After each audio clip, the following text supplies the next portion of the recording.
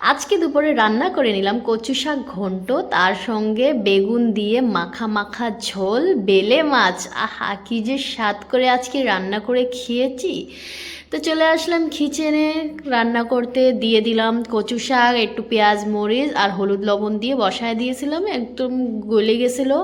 শাকটা সুন্দর করে গলায় দিয়েছিলাম। এই পাশাপাশি বেলে মাছও বসানোর জন্য দিয়ে দিলাম পেঁয়াজ তেলে, তারপর জিঞ্জার গার্লিক পেস্ট, মশলাটা কষায় নিচ্ছি। ওই পাশাপাশি আমার কচু শাক গলানো হয়ে গিয়েছে, একটা তড়কা দেবো চিংড়ি মাছের সঙ্গে। ওর জন্য দিয়ে দিলাম তেলে একটু জিরা, তারপর সুন্দর করে কষায় নিয়েছিলাম চিংড়ি মাছ, দিয়ে দিলাম একটু পেঁয়াজ মরিচ, ওর সঙ্গে দিয়ে দিলাম কচু শাক। কচু শাকটা রান্না হয়ে গেছে, পাশাপাশি করে নিচ্ছিলাম আমি বেলে মাছ। বেলে মাছ মাখা মাখা করবো, এই কারণে বেশি ঝোল দিনে। কত সুন্দর করে রান্না হয়েছে, কালার দেখেই তো বুঝতে পারতেছেন এত স্বাদ হয়েছে। দেখেন কি স্বাদ করে প্রত্যেকটা নেলায় খেয়েছি, পেট না আমার প্রাণ ভরে গেছে আজকে খেয়ে।